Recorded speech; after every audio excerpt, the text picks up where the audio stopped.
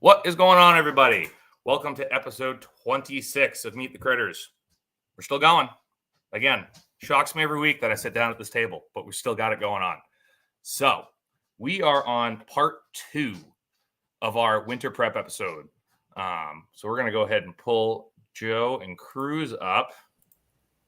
What's going on, boys? Not much. How's it going? Oh, living the dream as always. So, Tyler was in the hot seat for the last one, so now we got Cruz. We all, and for those who don't know, the links to all these videos are in the description of this video. All of us, smaller YouTube, like homestead farming channels, kind of got together and did a collaboration of sorts of just kind of what we deal with to get ready for winter with livestock, because it's a pain in the butt. So just little tips and tricks. So we had Tyler on 2 weeks ago, and now we got Cruz. So Cruz, what's going on?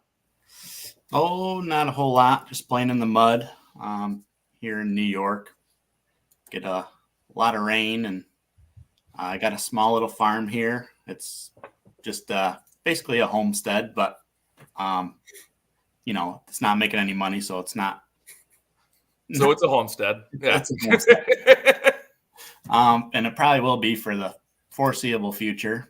But you just got a little farm, B-Mills farm, and by day I work on heavy equipment. So awesome. Yeah.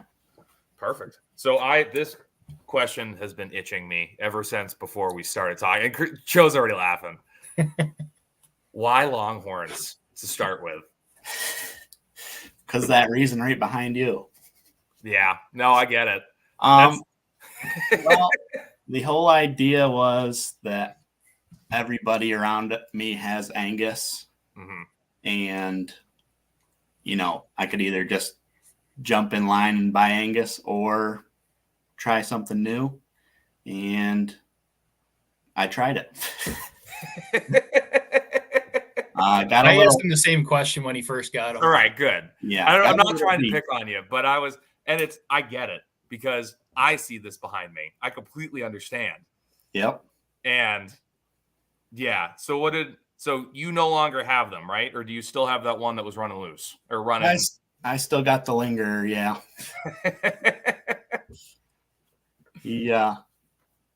He made a good effort to run through all the fences, and when we were loading him up, he was, kind of checking up on all the perimeter fences. Mm-hmm. We got neighbors pretty close on either side. Our property kind of goes uphill, and I was like, well, instead of chasing him through the neighbor's yard, let's just let him be, and I'll try to work with him every day a little bit and get him calmed down. And so hopefully in a couple weeks we're gonna try loading him up again. Good. Yep, they're a little high strung. I'm assuming that's where your goal of the loading chute kind of came into play. Yeah. Well, between the Longhorns and the pigs, it seems like no animals I have want to cooperate at all. Most don't. Tell them to go this way, and they do the complete opposite. Try to block. It's not just your animals, so. No, it's all of them. It's all of them. And I love the idea. Like, I basically build one of those I build a small corral in every single one of my paddock setups, whether it's pigs, beef, all of them, because it's way easier to chase animals in from a 12 by 12 area than it is chasing them into a trailer off of 3 acres. Yeah. Like, sometimes even the 12 by 12 areas, it's tough. Running circles and trying to get them to go where you want them. So yeah, when I loaded up my Angus, I had them in I think it was 12 foot panel sections, and we stood there for pushing and trying to bump them in for, I think, 45 minutes to get 3 of them loaded. So yeah, good idea to have your loading system figured out. Going back now, I would do that before I had an animal on the farm.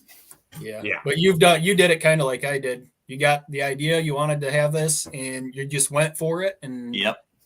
I still do it to this day. I know better. I've been raising livestock for, I don't know, 10 years, just about, on my own. And then I've had goats and chickens and stuff for 16, 17 years.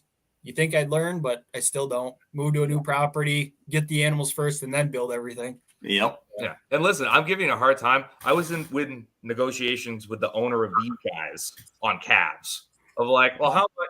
Well, I've been doing work for you. Like, I was pretty damn close to getting Longhorns. And then I went, no, it's tough. It's too tough up here. This is not the climate that they do well in. Yep. Well, it seems just answered that question for me. I was going to ask Cruz if you tried any of the Longhorn meat, like if you've tried any before you bought them. Yeah, well, we bought the Longhorns and the meat at the same time. So by the time I said it was pretty good meat in the comments over here. He said that it was pretty good meat. I was curious. I've never tried it. So the place we got them from, he does strictly grass-fed, treats everything with apple cider vinegar, doesn't do, anything additive. So the cuts we got were super, super lean. It was kind of, basically a lot of venison. Yeah. So that's what I was going to jump in. The owner of this farm, we essentially cut his Longhorns essentially like elk. When we did steak tips, they weren't like normal size steak tips. They were about this big. Yep. And they were almost like thick stir fry. So you could literally just kind of flip them on the grill because it's a very lean animal. Like, there's a reason that these horns are so big. It's because all of that energy is going into those horns and not producing fat. Yeah. Like a lot of leg and a lot of horn.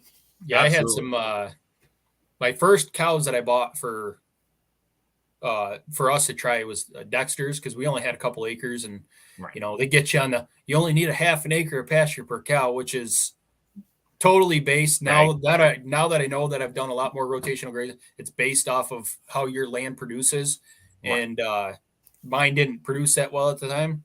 I really liked the Dexters, honestly. I mean, they were easy to handle. The temperament's really good. I bought a cow and a bull pair was my first two that I bought, and a dairy farm up the road that I was friends with. Well, I'm still friends with them, but they needed a bull for like cleanup.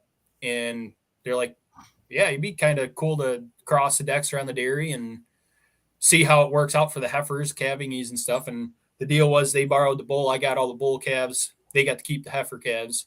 And I think I ended up getting like 6 or 7 bull calves the next year out of him. And I raised 2 of those, strictly grass, a little bit of grain to get them to move here and there, but I finished them out on grass. And the first grass-fed steaks that I had was from those steers, and I completely ruined them, because I was trying to cook them like I normally would cook steak. And once I figured it out, I really enjoyed it. So, well, I've heard Dexter's marble pretty good on grass compared to. Yeah, they did really well. I don't think they were quite as good, just because they had that dairy cross in them. But they were Dexter size pretty much. I think one hung at 425 and the other one hung at 350. Yeah. Yeah, because I just put my last beef in the cooler. I just finished cutting it yesterday. I got to grind it tomorrow. Yep. But he was Hereford Holstein. I've had Hereford crosses for everything. I haven't had a full-blooded cow yet. They've all been Hereford crosses, and I love Herefords. They're absolutely fantastic, even from like a processing perspective. They're always great. Like, unless they were like neglected. Like, you can raise pretty good Herefords, and I didn't supplement him with hay for the past 2-3 months because he had a 6-acre pasture all to himself. And I probably gave him half a 5-gallon bucket of corn and protein like grain for the past probably 4 or 5 months.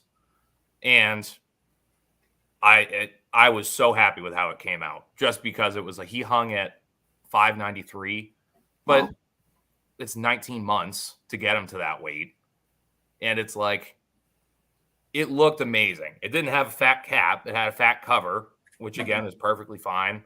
And it had some marbling in the rest of it, which again, for something raised primarily on grass, like just fresh, no supplemental hay and everything, I'm like, yeah, I'm happy with that. But I am absolutely happy to be taking a break from beef for a couple of years. Yeah. Yeah, so I'm struggling with that right now. I'm debate. Keep going back and forth on what I'm going to do with my cows. More so, like summertime, I gained enough pasture this year that I could sustain my herd on pasture. But how's it going, Tyler? But now I'm dealing with. I don't have a tractor, so moving round bales is all by hand. You don't have a tractor? No. What are you talking about? Nope. Nope. Unfortunately, I'd love to have a tractor. We just financially right now. No, I get it. We can't do it. I've been wanting a tractor since we started. It's just one of those things that hasn't played in the cards yet. I will someday. I bought a tractor before I had a farm. That's a good idea. Yeah. I was like, I needed it for the shop. I needed something I could lift animals with. That's so true. I was like, cool. And then my boss sent me mine. Or like my boss basically found my tractor, came with me to like buy it and look at it. And then was like, all right, here you go. He helped me with some maintenance and stuff on it. But that thing is such a freaking tank. It's basically a front end loader without the backhoe. Yeah.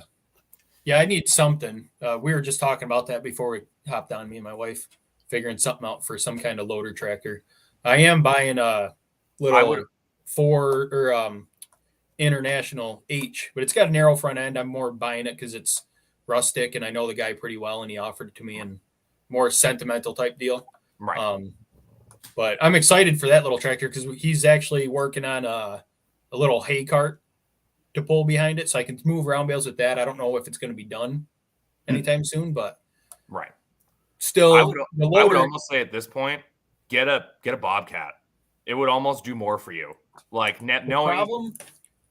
problem with that is the mud. Yeah. In all clay soil. Once it gets wet here, as long as you get one with tracks, the track ones are nice.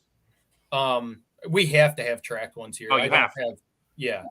Wheels out here wouldn't do me any good. I'd be belly deep, and I'd probably be cussing it out. I already can see it. Well, skid steers are crazy expensive too. Right now. They're super expensive. I was looking at one. I thought I could find just an old Bobcat, just a raggedy old piece of equipment that barely runs. You're still looking at $10,000 easy. Oh, the parts ones are almost $10,000. Yeah, like it's nuts. But that is definitely on my list of like major, like if things boom, that's going to be the next piece of equipment is Bobcat because you can do so much with them. They're so freaking versatile. Now, are you closing in your that kill area eventually? Is that your plan? Are you leaving it open or? It's going to be, I want to have a canopy over it. So that's essentially my plan is to leave it open on at least two sides. So like, obviously the shop part will be, the part with the garage door will be open. The side that my neighbor's on will probably be closed off for obvious reasons. Yeah. And then have the other two sides open. I think at this point, they're probably used to. They're so used to it. Their dogs aren't. They just she just got a German Shepherd like rescue that just hates me. Freaks out. Oh yeah. Just like, because came out of the city and all of a sudden he's in the country and he just sees dead animals every single day of his life. Yeah, I get it. That'll do it. Yeah. I wanted to hit K-Bonk's question down here. Why are jerseys so rare for meat? It depends on where you are. And I say, Kyle, you process a lot of jersey and jersey crosses. I used to. I lost that customer. Out of whatever. Oh, that customer. That customer. But I like jersey meat. Like I've eaten plenty of jersey. And I think it depends on where you are.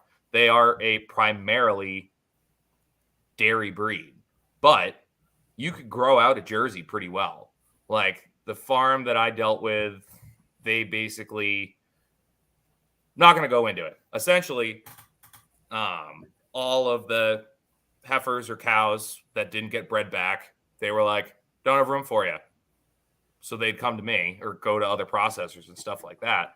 So it's these things that have been eating grain and stuff like that. They've been eating real healthy for a while because they weren't pregnant. So they weren't losing all that weight. And they would dress out a decent Jersey cow dresses out at like 450. I had some over 5 with it's a dark yellow fat. Like it's a very different fat than if you like broke open an Angus.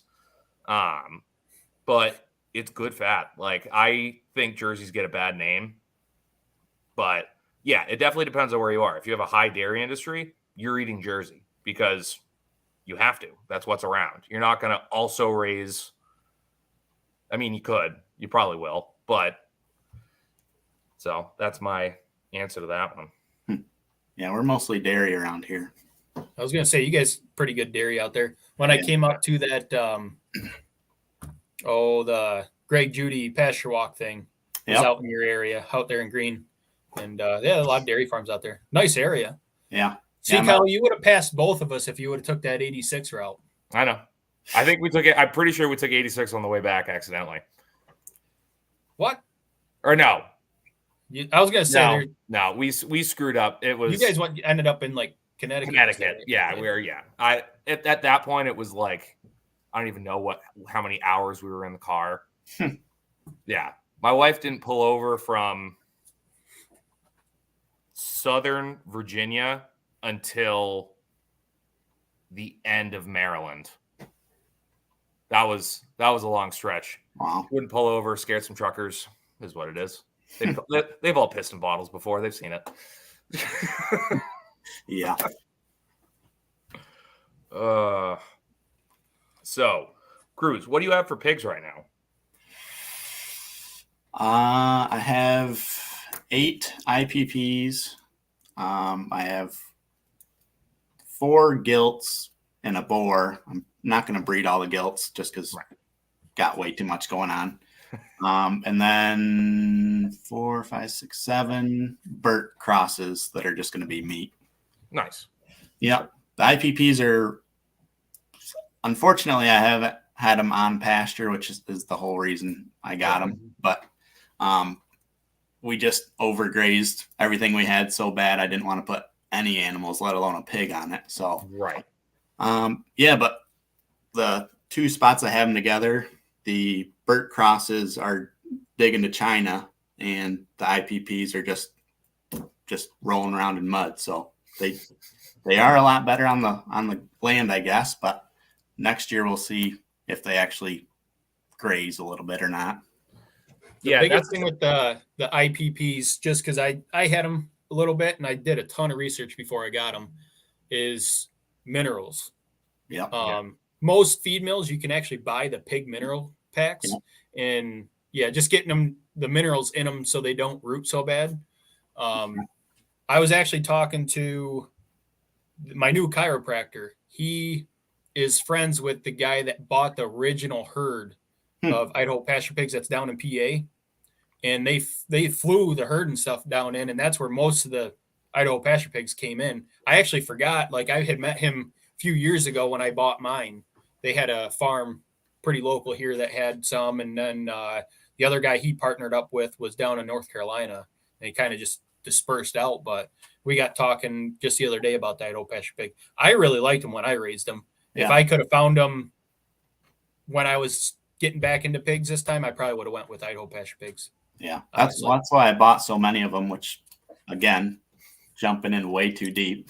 Yeah. But I was like, I don't know if I'll ever find these things again, so I got to buy. Yeah. I bought from 2 different groups, like 4 hours away in Pennsylvania. Yep. So, they weren't related, probably, and so I bought 8. Yeah, those Idaho pasture pig Mangalitsa crosses that I had last year were horrible, and we were talking about that. Right. Like, Idaho pasture pigs, like, genetically, probably, I mean, they were awesome. They didn't nearly smell nearly as bad as the commercial pigs when I had them. Yeah. Consumed way less feed. When I had them in, I built like a makeshift pig tractor because I only had 2 feeders, and I would slide that around, and that worked out pretty. I'll let you take good. this one since you raised them. How big do Idaho pasture pigs get? They get to the average like 210 slaughter weight, right? Yeah. Pretty easily. They're a little longer though, right? They're a little bit longer. I think they say about 10 months, which mine were when I processed them, and they hung at like 225, a little bit more fat, a little bit more marbling. Right. Definitely they had a different texture to the meat, but they had a little bit different flavor. I liked it. But breeding stock, they say I haven't had breeding stock, but they said that they kind of max out around like boars 450, 500. I think it's been a while since I read. Is it That's Cruz? what You I probably heard. read. Yeah. And the sows are a touch a little bit smaller. So compared to a commercial pig that can get close to 1,000 pounds, the breeding stock stays smaller, but they're like a 10 to 12 month, maybe a little bit shorter depending on how you're feeding them and how much grazing they get in for process weight. So, and I think genetics play a role in that too. I'm sure there's people out there breeding to, there's some that the genetics where they're slower growing because they have a little bit more of that Cooney Coon influence. But the original farm, was it White Feather Farm that bred them originally, or White Bison Farm?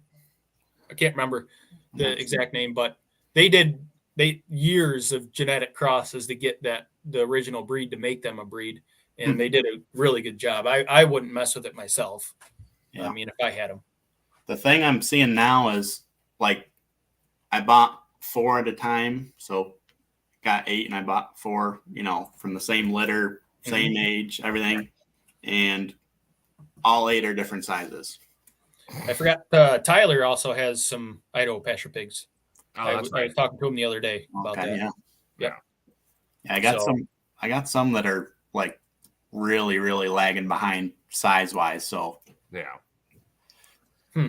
I don't know if it's just the stock. I'm sure it's the stock I got them from, but I've read a lot of things that they don't quite have everything super dialed in on the breed just because it is so new.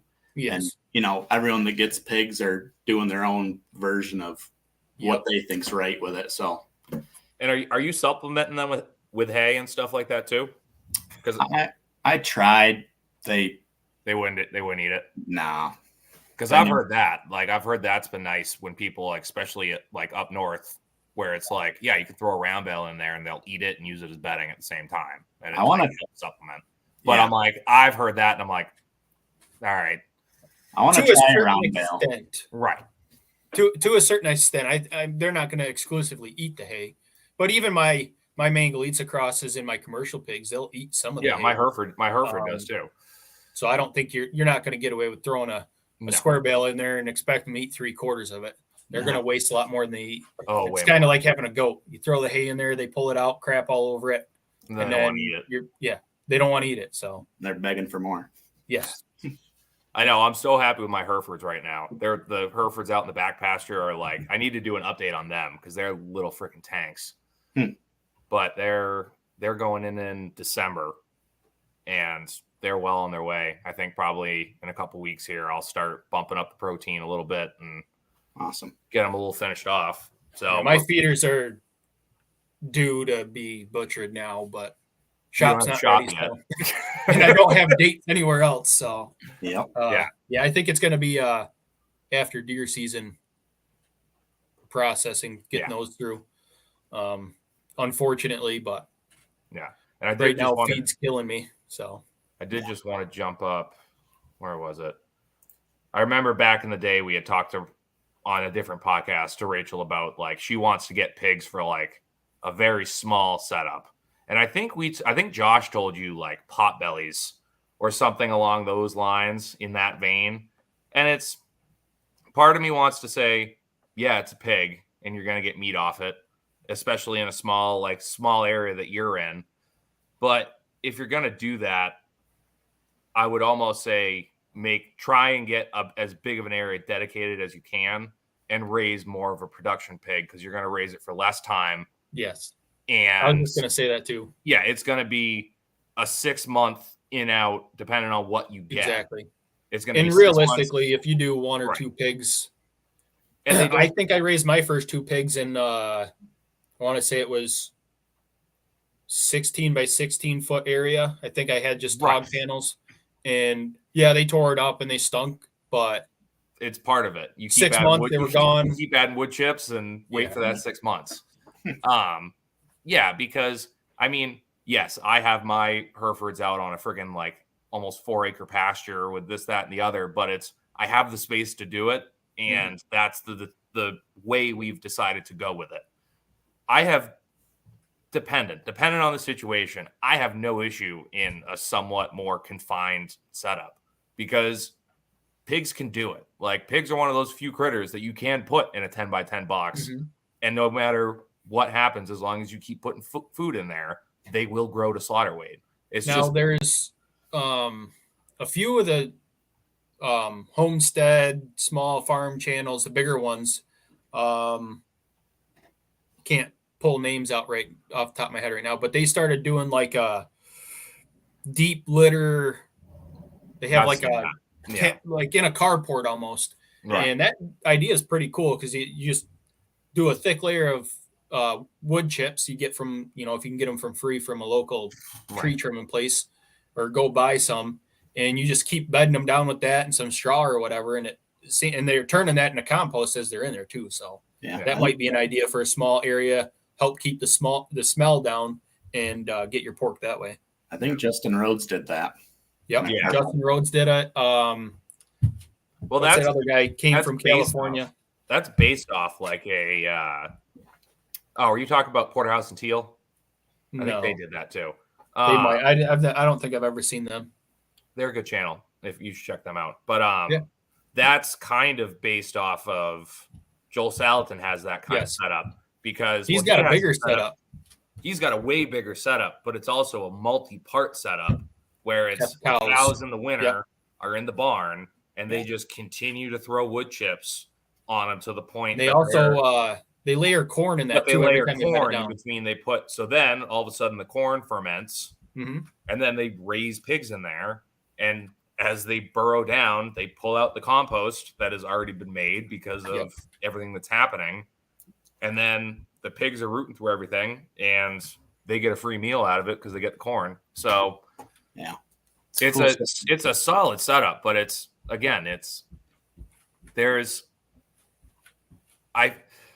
I was talking to Jason from Kentucky Sustainable Living about it, where it's like there is such because homesteading and farming now is getting this huge wave of people coming in.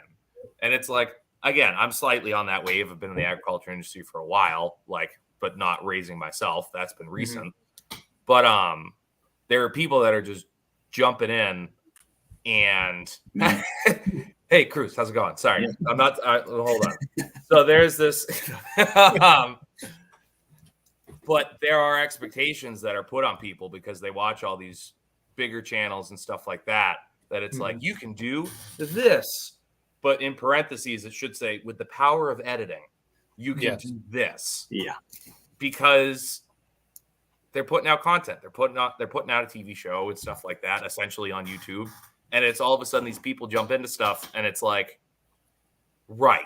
What some people really need is some guy who's been around cows since he was a newborn to go, you don't want that. Why? You just don't. Listen. That's what some people need, and that's not what they're getting. And that's that guy. I think half that problem is too, a lot of the channels don't disclose that it's working for them, but it might not actually work for you on your farm.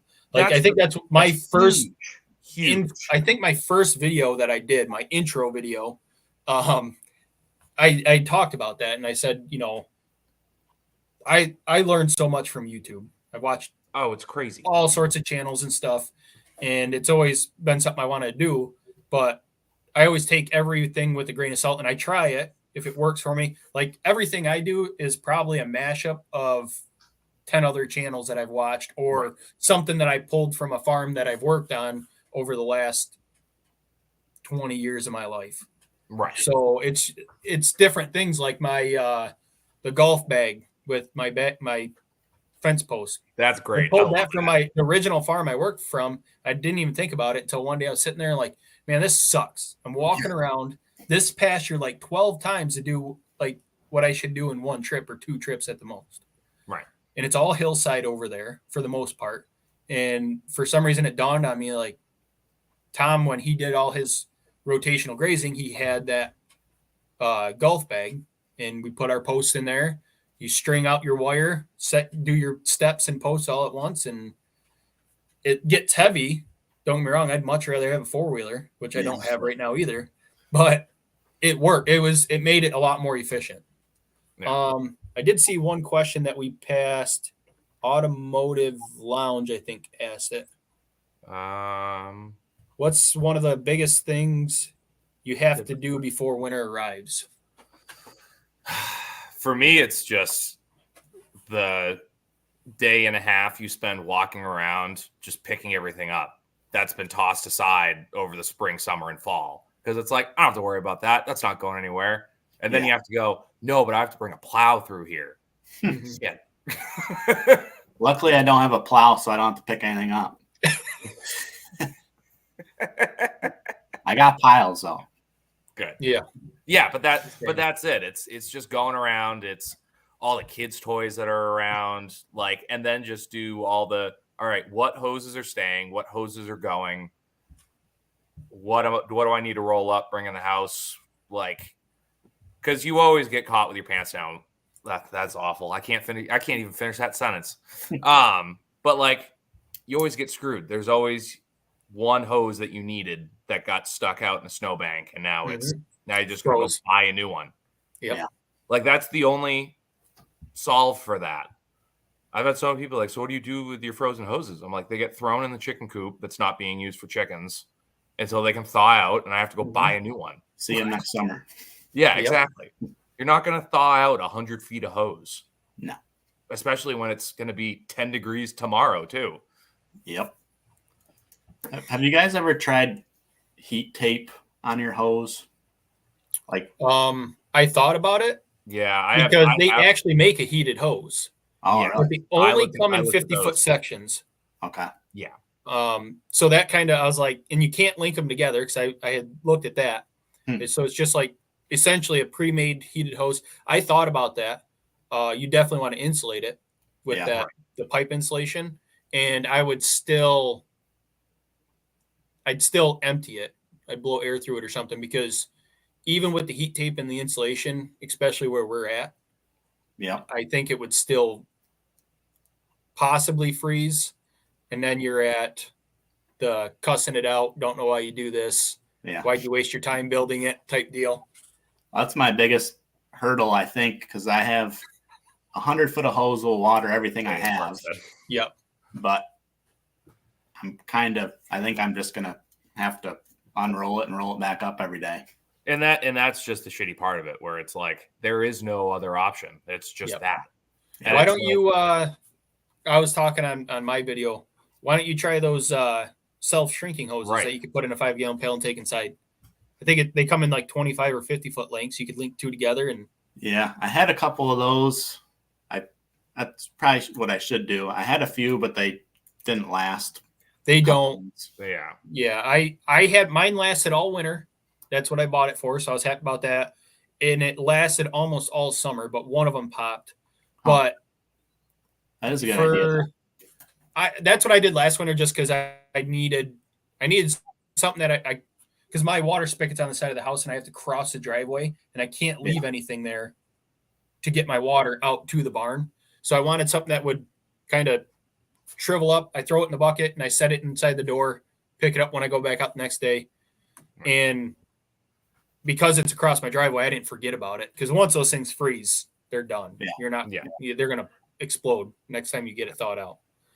But, so this was a like redneck fever dream I had one day when I was bullshit, like dealing with frozen hoses and everything. So we have a frost-free hydrant in the barn, like where the stalls are, and I've just got a wind up there, and I gotta sit there and like hold it all the way up in the air and then just slowly pull all the hose down. What I honestly thought about was taking like a 2-inch coupling, like PVC coupling, and just screwing it right to the top of the doorway, right where that barn is, and just pull it through. I'm like, that's a good idea. I was like, oh yeah, that is a good idea. And then I haven't thought about it because I haven't dealt with cold. And I'm like, oh yeah, I need to do that this year. Like, just don't pull it too fast. Right. Because it'll bust right through that. Well, not bust through it, but you're going to get back feed on your water, because the water's not going to flow out of your hose fast enough. Right. Trust me. Yeah. I've had that happen. I'm like, yeah. I'm good. I got that all drained out. Come back next day, the 3/4 of the hose is froze. Yeah. Yep. It's always fun. And then I love those brass quick connects. I use them on everything.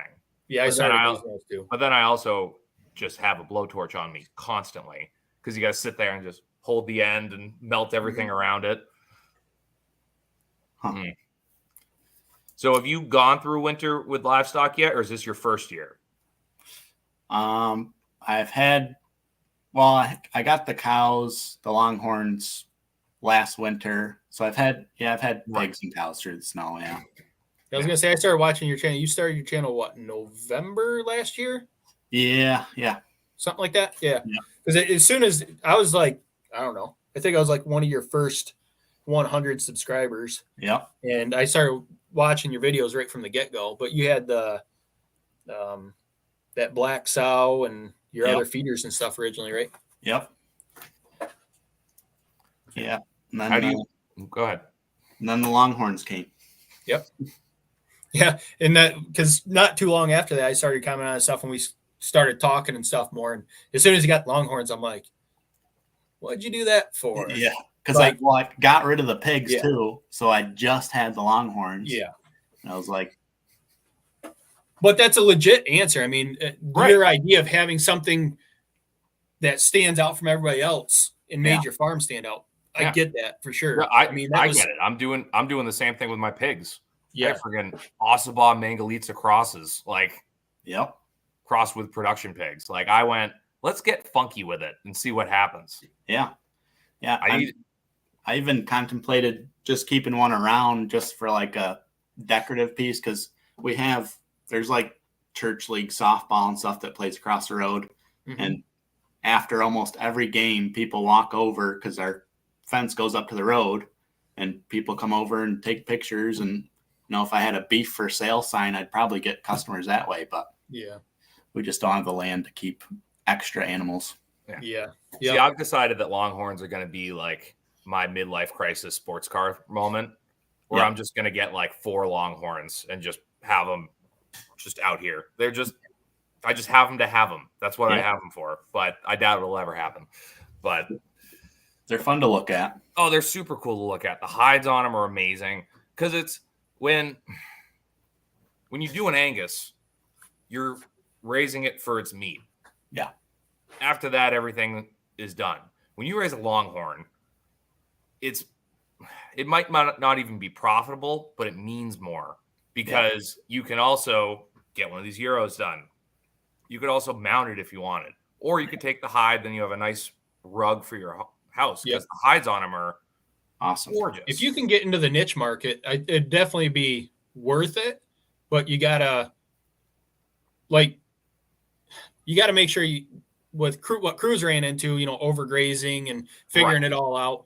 It's tough. Like that's what I'm running into with the cattle. I got my neighbor's property that I graze, but doing cow calf pairs, I'm not gonna make money off of that for a few years. No. By the time I get everything going, and I didn't get any. I got one steer this year, but he refuses to wean off his mother and keeps running through the fence. So now he's going to the auction. So I have no steers for next year. Right. I have a bunch of heifers, which I could butcher the heifers, but trying to build so now I'm next year's calves. If I get steers, that's just about 2 years before I can even process those. And then beef prices are so high. So is it worth buying steers to finish on the grass in the spring? That's where I'm at the crossroads of the goats and the sheep. They're fairly quick turnaround. They're born in the spring. You process them by fall. And Cruz, you're still getting into the hair sheep, right? You're planning on it? Yeah, I'm going to wait till spring. Yeah. It makes sense. Yeah. You're kind of out of pasture now. You're just going to pay for hay. Yeah. I've considered getting more into the sheep if I can figure out a good way to rotate them on my neighbor's property for fencing wise, because we have the agreement. He doesn't want permanent fencing over there. So I can use the netting, which is a pain in the rear. I can try to train them to a couple strands of the poly wire, which also can be a pain. Like we had talked on the last, with Tyler. I don't know if it was after or while we were talking I about. think it was during. We were talking about like when I went and seen Greg Judy. He's like, "Yep, started out with 4 strands. Anybody got out, we shot it. 3 strands got out, we shot it." And he kind of worked his way down. Well, when you start out small and you only have a half a dozen sheep, you can't afford to shoot every one that gets out. You just can't. You're never going to build your herd that way. Yeah, it's a great in theory if you have the money to go buy 200 sheep and you're already, you know that you're going to take out half the herd before you even get started. Yeah. Okay, cool, but it's not a great plan. Yeah. There's it's not a good plan for the small guys that only have, Right. you know, I have 17 acres of my own. I'm grazing probably. I was going to do the area measurements because I'm thinking about doing a end of the year grazing summary video in the next couple weeks. So I was planning on kind of getting a rough estimate of what I'm using in my neighbors, but I think I'm grazing maybe 6 or 8 acres of mine. And then I've got, I want to say 12 or 15 acres of my neighbors that I actually utilize. Right. Nice. I'd like to grow and get more over time. His dad had talked about letting me use his field, which is directly behind my place, which would be great. It's just actually getting to that point. Yeah, Tyler says they walk right through the single wire if you're not trained. Yeah.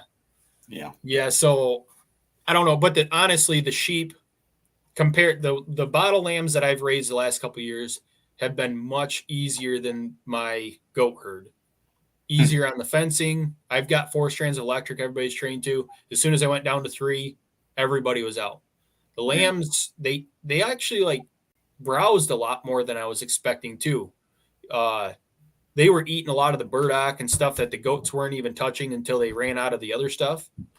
I'll probably always have goats because I do enjoy the personality, even though they can irritate the heck out of me.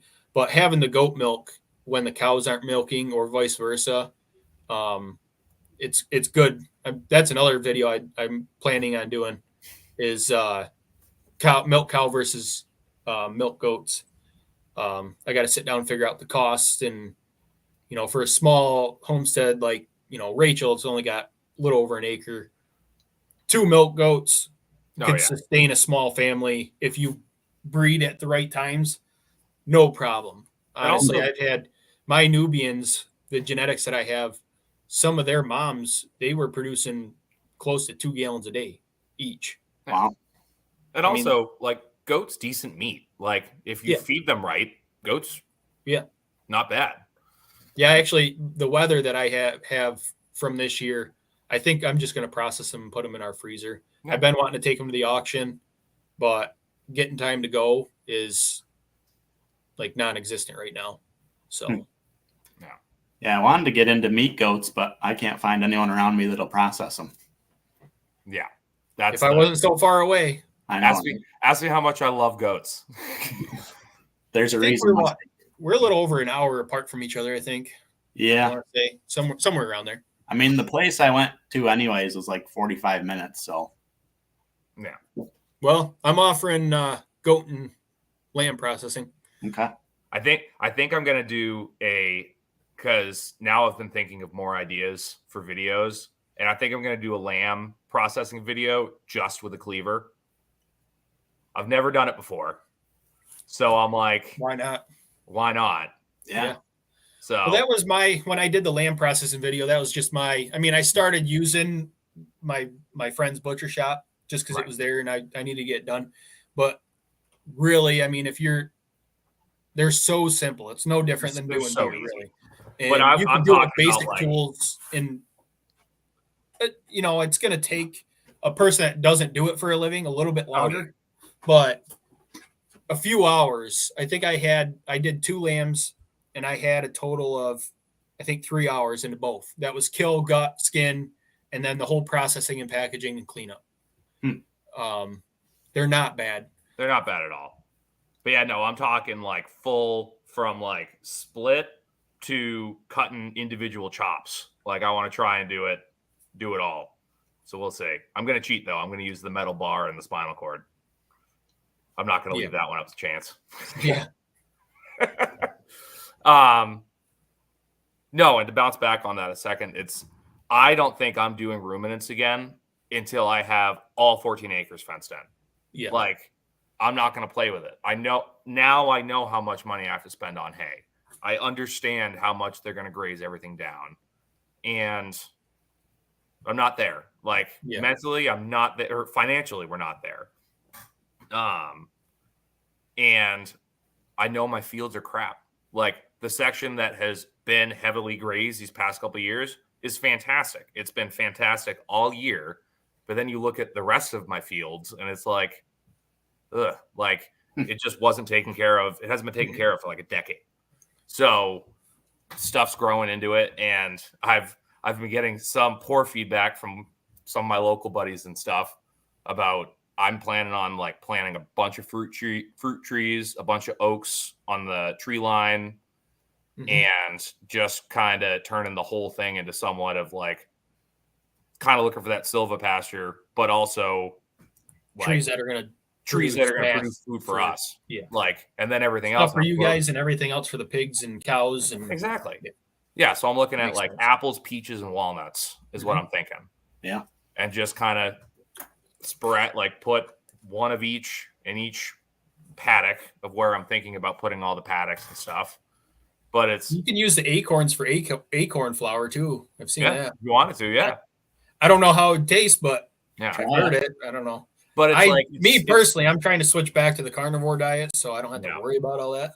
Right. I mean, when I did it before, I felt so much better. It was insane. And now that I'm going to be home pretty much full time, I can actually get back into it to where, working, doing the HVAC and stuff that I did, it was just tough because we didn't have a microwave or a break area. We could go heat, our leftovers up and stuff. Right. And it's tough chewing on a cold steak. Yeah. Or anything else that's meat related. It's tough. Besides jerky and, your other. Make pemmican. Yeah. I mean, honestly, because eventually they say you get down to like 1 or 2 meals. You can kind of skip lunch. Yeah. Right. Even when I was on the carnivore diet, I still ate 3 meals a day. It takes a while to get your body adjusted to it. And I just didn't have the means to do that. So I'm hoping to get back into it. I raise 100% of my own meat, so that's going to save us on the grocery bill a little bit anyway. But I eat a ton of food, so I'm doing 100 days right now of carnivore. I'm on day, I think 11, and so far I've just been doing 1 meal a day, just eating supper and then not eating again until it's supper time the next day. And so are you doing a pretty strict carnivore, or are you doing like a lax? Yeah, I pretty much just beef, eggs, and salt. I've had a little bit of, I've had a lot of milk actually, a lot of non-homogenized. Right. The best I could get is not raw. But I think I'm going to cut the milk out and just see what beef and eggs gets me. Just see how lean I can get. Yeah, I lost. I mean, I wasn't doing it to lose weight. I was doing it to try to feel better, and just my brain fog and energy levels like went through the roof. It was nuts. And like, I don't think I've talked about it on any of my videos or even podcasts, but when I was a little over a year old, both my arms got burnt by hot water. So I have issues with my joints and my hands and stuff, especially when it gets cold, and all that inflammation in my body. I can feel it now because I know what my body felt like not having that on a consistent basis. Yeah. So that's a big thing for me too, trying to get rid of that, because for a while, especially when you're butchering, like Kyle, you're using your hands and your joints and stuff in your hands. I got to the point where I'd be cutting and I just drop my knife because I'd lose feeling, or you get pinch or something like that. So I'm hoping that I can get back on it and I stick with it this time. Yeah. I've been crushing this quesadilla and sweet tea diet. I've been doing pretty good with it, guys. I'm seeing results. So. Well, like some people say, like, it's funny when you tell people you're eating only meat or mostly meat, they freak out. It's unheard of. Yep. Oh, you can't do that. It's unhealthy. Yeah. Oh my. It's like, well, you just don't know what feeling good is because your baseline is so low. Right. That you don't know what good feels like anymore. Yeah. But I mean, we're either gonna die healthy or die unhealthy. So exactly. I'm interested in it. Like I would do it, but it's like I'm putting a half a beef in the freezer right now, and it's like I could have put our whole beef in there. I probably should have because we don't have a pig for this fall. But like, I also kind of needed that money on the back end of that. So I look at it and I'm like, I would be through this by myself. I would be through this in so quick. Like, let me wait and like do this right when we're more in the black of where it's like, okay, I can afford to put an extra beef or an extra pig or something in the freezer just for me, apparently, to like, but yeah, I don't know. I also, because I think I've thought about that too. I think it balances itself out. For say, so what you consume of pasta and all that stuff that you're not going to be consuming, you're going to be saving that on the back end. Right. So, but you have a butcher shop, you have connections. Exactly. I could find some wheeling and dealing, and you could find more meat. I think in the long run, you'd be all right. Yeah. I thought that too. I'm like, oh man, I'm going to blow through this stuff. But you're also, like Cruz said, he's only one meal a day now. Right. Versus I could eat probably 4 times a day myself right now. I eat a lot of food. Like the guys I worked with, they're like, I'm pretty sure you got worms or something. Like you eat a ton of food. It's possible. And I might. I don't know. I work with livestock every day. Yeah. I should do some of those crazy worm detoxes. You don't even have to do that. You can just accidentally get some of the poron on you, and you're good. Trust me, it works. I was wondering about that. Yeah, it was an accident. It wasn't good. Rachel said that she eats cold bacon steaks burgers. Yeah, well, Rachel's weird. We know that. I've never met her, but cold bacon's pretty good. Cold bacon's bacon's good in general. Bacon's good. I mean, so that's what I was getting to. So I'm putting out a video this week or like next week. I filmed me breaking down my half a beef. I actually didn't film much of me actually breaking it down. I just kind of cut it and then did breakdowns of it after the fact of what a butcher puts into his freezer. Because I said it in the video. I'm like, I don't get to cut some of this stuff because it's like, I'm not going to waste I'm not going to take the time to do it on a customer's beef who doesn't even know what they want.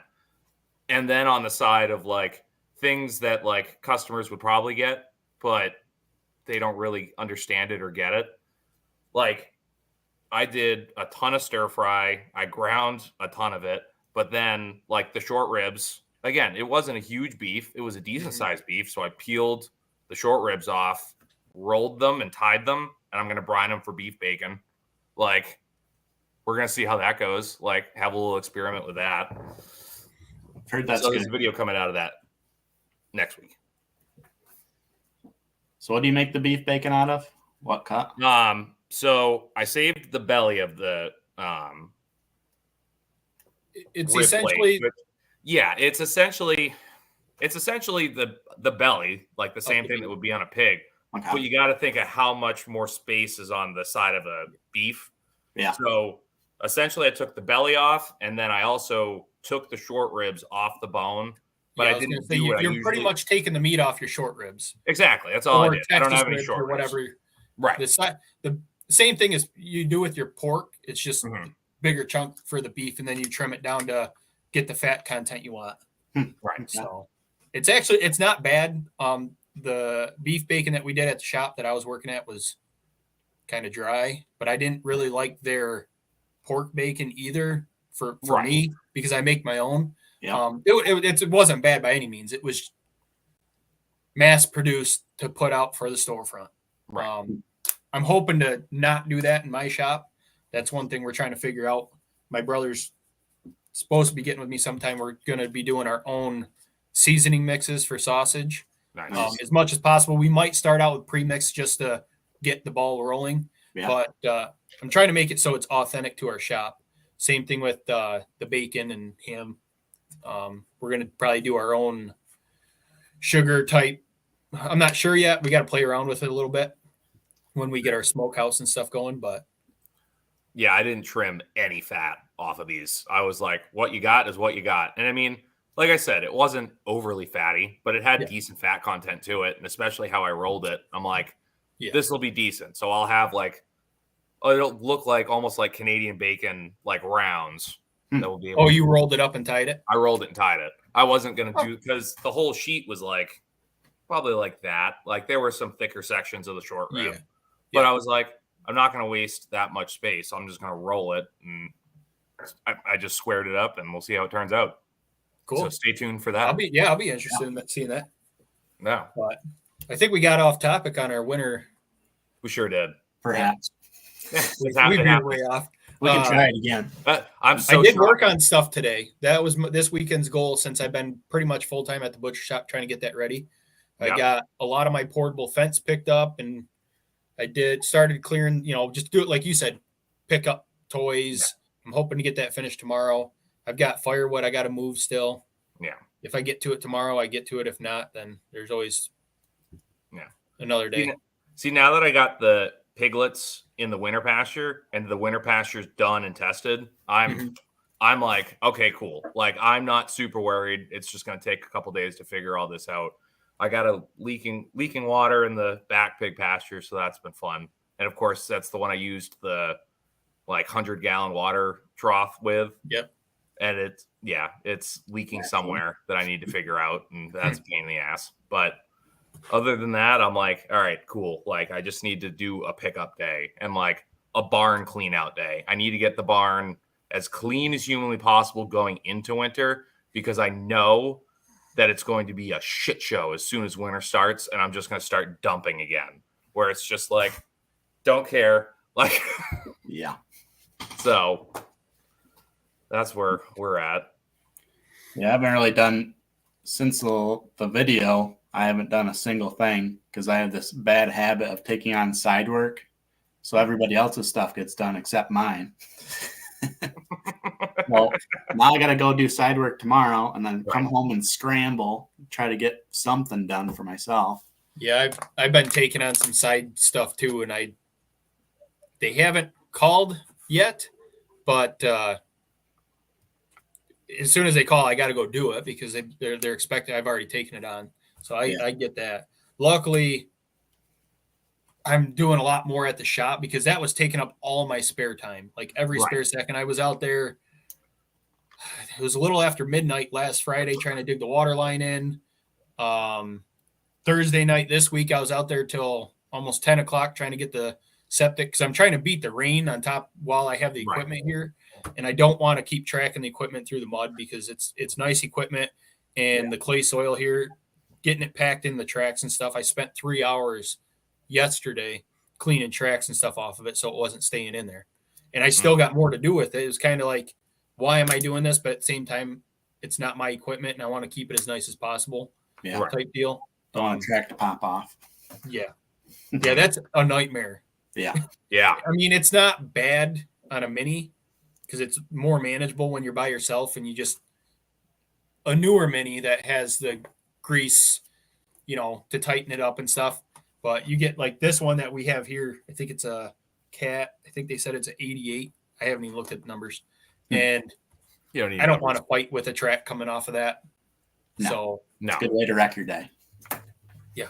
Or a couple days of me fighting with it and getting frustrated. Yeah. But all right, boys, we're up around an hour. Where can everyone find you? Cruz? bmillsfarm.com is my website, and bmills farm on YouTube and Facebook. Yep. Perfect. And you got merch too, right? Oh, yeah. You got merch? These fancy shirts. Perfect. It's the only thing I got on the website because first of all, merch is expensive. Dude. I wouldn't recommend it. Dude, I'm holding out until we get closer to 1,000 subs at least, just because I'm trying to financially, I can't put a ton into the channel until it starts getting close to producing. Yeah. But hopefully we will have merch for the butcher shop. Right. Yeah. Well, I'm right in the middle of that because I'm trying to figure out, do I buy merch for the shop? Do I buy merch for this? Yeah. And now coming back from SRF, I was like, I should have had shirts. Yeah. Definitely. Because I definitely could have sold some. But Tyler down here, I agree with him. I don't have a full logo yet. Like, I don't have a logo that I want to run with for this. Yeah. Same. Don't know what I'm doing with that. So our logo for the butcher shop should be done soon. We got that going last week. Well, my wife got that going. I say we, but my wife took care of all that. And I think we have to meet on what size sign we need for the butcher shop so we can get a price going for that. So that's exciting. I think honestly what I'm just going to do is go on Fiverr and pay someone like $30 to just draw the outline of this. Yeah. And then I'll put in the text after the fact, and I'll just use it for both the shop and the farm. Yeah. Like just do the body shop for over there, Backwoods Butcher over here. There's a 603 in both of them. So yeah. Perfect. But Joe, where can they find you? Blakesley Acres on YouTube and Facebook. I've been putting the email. If anybody needs to contact us, it's probably the best way. Because when I was trying to message people for the collaboration, when I was trying to put it together, I was having a hard time finding a way to contact people. The four of us that did it, it wasn't bad because I already had contacts for Cruz. Me and you talk all the time, Kyle, and Tyler had just popped into the Telegram, so I was able to message him through that. Way to blow me off. We talk all the time. Whatever. Hey, you did that to me earlier. No, so. I know. So I said it. But. And K-Bach, all of these links are in the description. Cruz, I will circle back around and put your website in the description of the video too, so people can find it there as well. Perfect.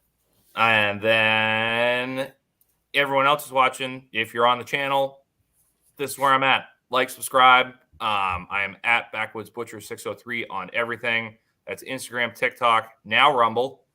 I got a Rumble, but my YouTube thinking, and that's not going to show up for 2 months.